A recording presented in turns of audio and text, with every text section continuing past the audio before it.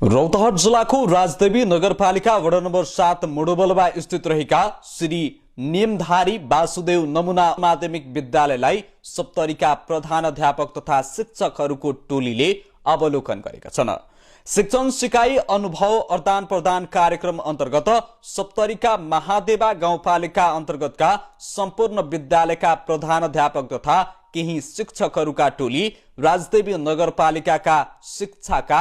गुणस्तरमा महत्वपूर्ण भूमिका निर्वाह गर्दै आएका श्री नेमधारी वासुदेव नमुना उच्च माध्यमिक विद्यालयको पठन पाठन शैली, विद्यालयले शिक्षा क्षेत्रमा गरेका राम्रा अभ्यास, गुणस्तरीय शिक्षा प्रदानका लागि प्रयोग गरिएका विधिहरू लगायतका विभिन्न विषयहरूमा छलफल समेत गरेको विद्यालयका प्रधानाध्यापक रवि शंकर यादवले जानकारी दिएका हुन्।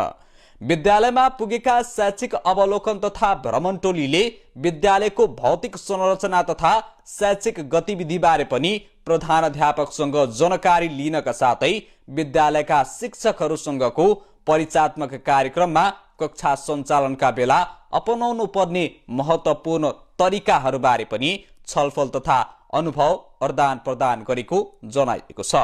गाउँपालिकाका शिक्षा संयोजक सहित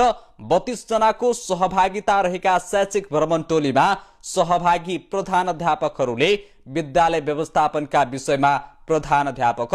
रवि शंकर यादवसँग विशेष छलफल समेत गरेको र अनुभव सटासाट गरेको जनाइएको छ।